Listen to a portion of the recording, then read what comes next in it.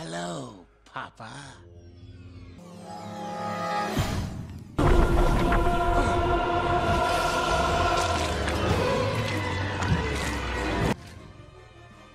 আসসালামু আলাইকুম, welcome to স্টোরিলাইন secrets.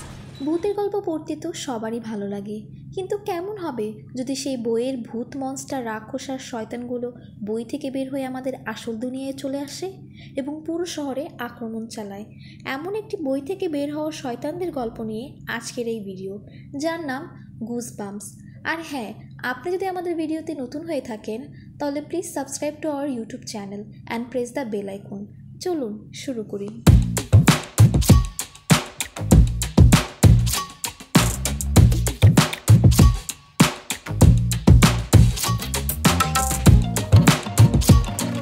গল্পের শুরুতেই দেখানো হয় জ্যাক এবং তার মা নিউ ইয়র্ক সিটি থেকে মেডিসিন সিটিতে শিফট হয়। তারা ঘরে প্রবেশ করে এবং কিছুক্ষণ পর তার আন্টি তাদের বাসায় আসে। তার আন্টির বাসা এইখানেই। তার আন্টি তাকে একটি ক্যাপ উপহার দেয় এবং সেটি পরে সে গাড়ি থেকে জিনিসপত্র আনতে বের হয়। জিনিসপত্র নিয়ে ঘরে প্রবেশ করার পথে তার জিনিসপত্র নিচে পড়ে যায় এবং পাশের বাসা থেকে একটি মেয়ের আওয়াজ শোনা যায়। ছেলেটি তার নাম বললে মেয়েটিও তার নাম বলে। মেয়েটির নাম হ্যানা। নাম বলার সাথে সাথেই তার বাবা তাকে ভিতরে ডাক দেয় এবং সে চলে যায়। মেয়েটির বাবা এসে জ্যাককে বলে, আমার মেয়ের কাছ থেকে দূরে থাকো এবং এই বাসার কাছ থেকেও। ছেলেটি পরে ঘরে চলে যায়। পরের দিন জ্যাক তার মার সাথে স্কুলে যায়। তার মা সেই স্কুলে নতুন শিক্ষিকা হিসেবে নিয়োগ করেছেন, যার জন্য তাদের একটি আয়োজন সভা অনুষ্ঠিত হয়। জ্যাক বসে থাকে। তখন একটি ছেলে তার সাথে পরিচিত হতে আসে, যার নাম ছিল চ্যাম্প। স্কুল থেকে বাসায় ফিরে সে ময়লা ফেলতে যায়। তখনই সেই মেয়েটি পিছন থেকে তাকে ভয় দেখায়। তারপর তারা কথা বলতে থাকে এবং এক পর্যায়ে মেয়েটি তাকে বলে, আমার সাথে চলো। ছেলেটি তার সাথে জঙ্গলের ভিতরে যেতে থাকে এবং বলে, আমাকে আবার জঙ্গলে নিয়ে মেরে ফেলবে না তো? মেয়েটি বলে ওঠে, কথা না বলে আমার সাথে আসতে থাকো। দুজন যেতে যেতে জঙ্গলের ভিতরে চলে যায় এবং হেনা তাকে বলে, দাঁড়াও, আমি আসছি। হেনা গিয়ে বিদ্যুৎ জ্বালায় এবং দেখতে পারে সেখানে অনেক সুন্দর একটি পার্ক আছে। তখন তারা দুজন একটি রাইডের উপরে উঠে এবং গল্প করতে থাকে। গল্প শেষ করে দুজন তখন বাসায় যায়। হ্যানার বাবা তাদের দেখে ফেলে এবং জ্যাককে বলে, এটাই তোমার শেষ সুযোগ, আমার মেয়ের সাথে যাতে তোমাকে আর না দেখি। জ্যাক টেবিলে বসে পড়ছিল।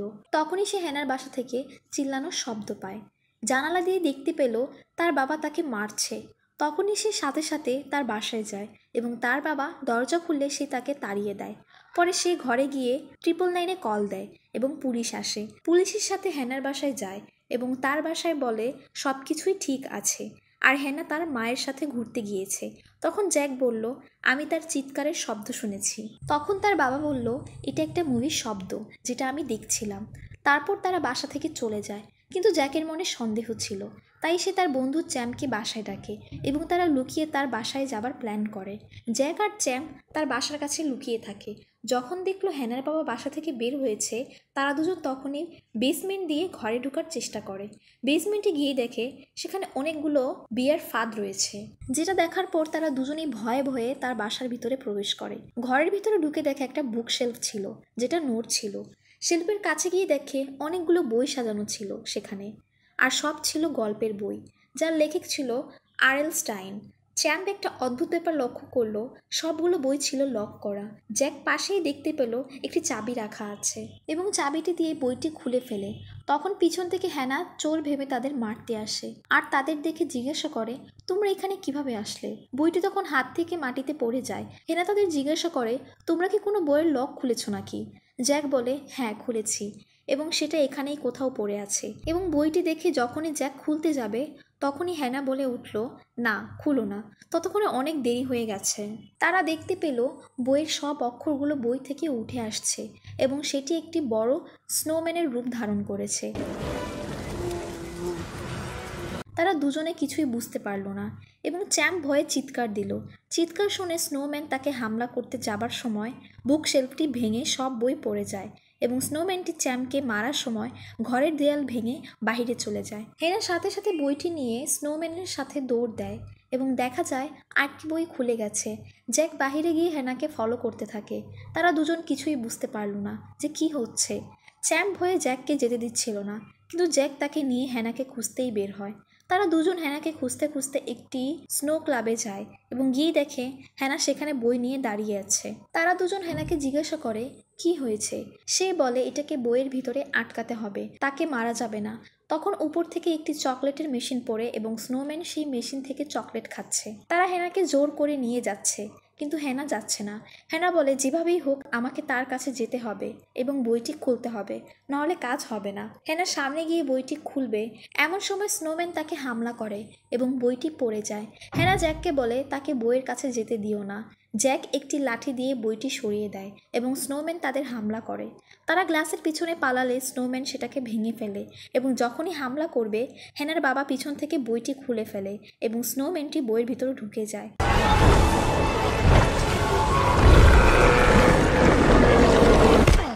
তার বাবা তাদের সবাইকে গাড়িতে গিয়ে বসতে বলে। গাড়িতে করে তারা বাসায় যাচ্ছিল এবং জ্যাক বলল আপনি তাহলে আরএল স্টাইন। সে বলল আমি তাকে চিনি না, আর তোমাকে আমার মেয়ের কাছ থেকে দূরে থাকতে বলেছিলাম কিন্তু শুনোনি। তারা বাসায় গিয়ে হেনার বাবা হেনাকে বলে তাড়াতাড়ি প্যাকিং করো, এখনই শহর ছেড়ে চলে যাব। হেনার বাবা ঘরে গিয়ে দেখে সেখানে জ্যাক এবং চ্যাম্প দাঁড়ানো ছিল এবং তাকে প্রশ্ন করে এগুলো কি, কিভাবে সম্ভব। তখন হ্যানার বাবা বলে হ্যাঁ আমি আরএল স্টাইন, আমি এই বই লিখেছি। ছোটবেলায় আমার ঘরে বন্দি থাকার অ্যালার্জি ছিল, যার কারণে আমি সারাদিন ঘরে বসে থাকতাম আর লিখতাম, আর আমি নিজের একটা ভুতুরে জগৎ তৈরি করেছি, আর সেগুলো একদিন আসল হয়ে যায়। তারা বই থেকে বের হয়ে যায়, তাই আমি সেগুলো বইয়ের ভিতরে লক করে রাখি। তখন চ্যাম্প বলে ওঠে আমার অ্যালার্জি আছে। স্টাইন বলল এর মানে কি। সে বলল আমারও অ্যালার্জি আছে, তাই আপনার সমস্যা আমি বুঝতে পেরেছি। সে হ্যানাকে নিয়ে বের হবে, এমন সময় দেখে স্ল্যাপি নামের একটি বই খুলে গেছে এবং একটি কাঠের পুতুল তাকে পাপা বলে ডাক দিল। স্টাইন স্ল্যাপিকে দেখে খুব ভয় পেল এবং স্ল্যাপি বলল আমি আর বইয়ের ভিতর যাচ্ছি না। স্ল্যাপি জাদু দিয়ে সব বই নিয়ে বাহিরে চলে গেল এবং বাহিরে গিয়ে সব বই খুলে আগুন ধরিয়ে দিল, যাতে কাউকে আর বইয়ের ভিতরে আটকানো না যায়। তারা বাহিরে যেতে নিবে তখন দরজা বন্ধ ছিল এবং রুমে দেখে কতগুলো মাটির স্যান্টা তাদের দিকে আক্রমণ করার জন্য এগিয়ে আসছে। স্যান্টাগুলো স্টাইনকে বেঁধে ওভেনে জ্বালিয়ে দিতে চেয়েছিল, কিন্তু একটুর জন্য বেঁচে গেছে। তারা তখন সবগুলো স্যান্টা ওভেনে দিয়ে দিল, কিন্তু তারা আবার জীবিত হয়ে গেল এবং বেসমেন্ট দিয়ে পালালো।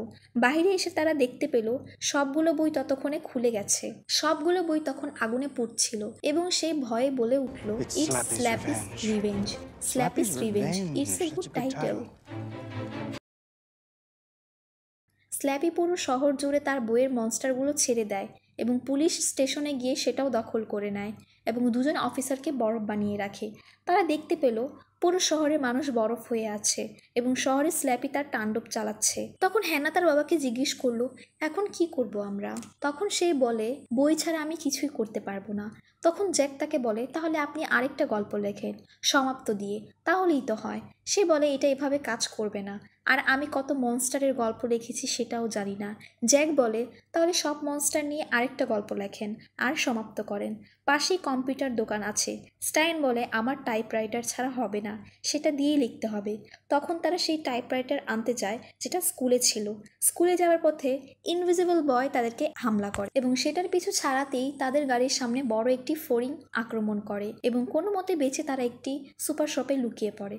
শপে গিয়ে চ্যাম্প একটি কোক নেয় এবং হেনা আর জ্যাক দেখে একটি নেকড়ে মাংস খাচ্ছে। হেনা সবাইকে চুপ থাকতে বলে, আর তখনই চ্যাম্প কোকের বোতলের মুখ খুলে ফেলে আর তার শব্দে নেকড়েটি সেখানে চলে আসে আর তারা লুকিয়ে পড়ে। তখন নেকড়ে স্টাইনকে দেখে ফেলে আর হামলা করে। তারা সবাই শপের বাহিরে গিয়ে দরজা আটকিয়ে দেয়, কিন্তু নেকড়েটি দরজা ভেঙে বের হয়ে যায়। নেকড়েটি তখন তাদের আটকে ফেলে আর সেই মুহূর্তে জ্যাকের আন্টি গাড়ি নিয়ে নেকড়েটিকে ধাক্কা মারে আর সেটি গিয়ে ডাস্টবিনে পড়ে যায়। স্টাইন জ্যাকের আন্টিকে দেখে প্রেমে পড়ে যায়। তখন হেনা বলে এসবের সময় পরে হবে, আগে আমাদের স্কুলে যেতে হবে।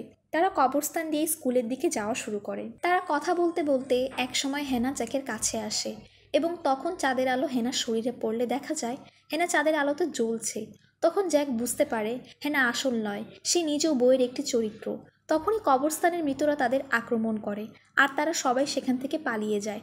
তারা সবাই গেট দিয়ে বের হয়ে যায়। স্টাইন মোটা দেখে বের হতে পারে না। তখন সে চ্যাম্পকে বলে তোমরা চলে যাও, আমাকে বাঁচাতে হবে না। আর কি অদ্ভুত, সাথে সাথে চ্যাম্প সেখান থেকে দূরে পালিয়ে যায়। আর তখনই স্টাইন বলে ওঠে, আমি এটা বোঝাতে চাইনি। স্টাইন কোনো রকমে সেখান থেকে বের হয়।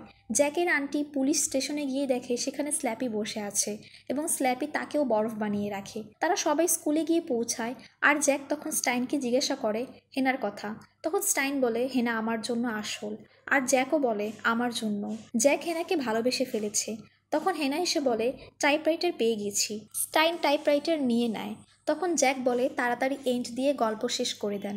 স্টাইন বলে এটা এভাবে হবে না, গল্পের টুইস্ট, সাসপেন্স, এখন কি চলছে সেগুলো সহ সবগুলোকে একত্র করে কাহিনী সমাপ্ত করতে হবে। হেনা আর জ্যাক স্কুলে গিয়ে সবাইকে ঘটনার কথা বললে কেউ তাদের বিশ্বাস করে না, কারণ সেখানে তখন পার্টি হচ্ছিল। তাদের মধ্যে একটি ছেলে সেই বড় ফড়িংটিকে দেখে সেটার কথা বললে তখনও কেউ বিশ্বাস করে না, এবং যখন ছেলেটিকে সেটা নিয়ে যায় তখন সবাই ভয়ে চিল্লিয়ে ওঠে। সবাই দৌড়াতে থাকে। আর অন্যদিকে স্ল্যাপি স্কুলের সামনে এসে স্যান্টাগুলো দিয়ে সব বই খুলে খুলে সেগুলোকে আগুন ধরিয়ে পুড়িয়ে দিচ্ছিল। স্ল্যাপি তার নিজের একটি আর্মি বানিয়ে ফেলে আর তাদের অর্ডার দেয় হামলা করার জন্য। তার আর্মিগুলো স্কুলে হামলা চালায়। স্টাইন হলে বসে গল্প লিখছিল, তখন স্ল্যাপি সেখানেও হাজির হয় এবং টাইপরাইটার দিয়ে তার হাতের আঙুল ভেঙে দেয়। আর সাথে সাথে সেখানে হেনা আর জ্যাক স্টাইনকে নিয়ে সেখান থেকে পালিয়ে যায়। পালানোর সময় তাদের উপর মানুষ কেউ গাছ হামলা করে। সেখানে বাঁচতে গিয়ে হেনা পড়ে যায় এবং চাঁদের আলো তার শরীরে পড়ার পর চ্যাম্প তাকে দেখে ফেলে এবং জ্যাককে বলে, সে বলে আই ডোন্ট কেয়ার। তারপর তারা সেখান থেকে পালিয়ে যায়। সবাই হলে জমা হয়, কিন্তু তাদের পিছনে সবাই লেগে আছে। তখন স্টাইন বলে ওরা আমাকে চায়, তোমরা বাস নিয়ে পালিয়ে যাও, কারণ এগুলো সব আমার জন্য হয়েছে। তখন জ্যাক বলে আমার কাছে একটি বুদ্ধি আছে। তারপর সবাই বাস নিয়ে পালিয়ে যায়, কিন্তু সেটা স্ল্যাপি দেখে ফেলে আর সবাইকে তাদের পিছনে লাগিয়ে দেয়। তারা সবাই গিয়ে বাসের উপরে হামলা করে এবং বাসটি উল্টে যায়, কিন্তু তারা সবাই অন্য বাসে করে পালায়, যার জন্য তারা বেঁচে যায়। মনস্টারগুলো বাসের দরজা খুলতেই পুরো বাসটি ব্লাস্ট হয়ে যায় এবং সব মনস্টার অল্প সময়ের জন্য মুছে যায়। আসলে এটি তাদের একটি প্ল্যান ছিল। তারা সবাই আবার ঠিক হয়ে গেলে স্ল্যাপি আবার তাদের খুঁজে আনতে বলে। তারা সবাই জঙ্গলে সেই পার্কে গিয়ে পালায়, কিন্তু সেখানেও স্ল্যাপি তাদের খুঁজে ফেলে এবং সেখানে একটি জেলি মনস্টার ছেড়ে দেয়। তারা সেখান থেকে বের হয়ে যায়, কিন্তু জেলি মনস্টার সবখানে ছড়িয়ে যাওয়ায় স্টাইন বলে আমাদের উঁচু জায়গায় যেতে হবে। তখন হ্যানা সেই বড় চরকিটিতে ওঠার কথা বলে।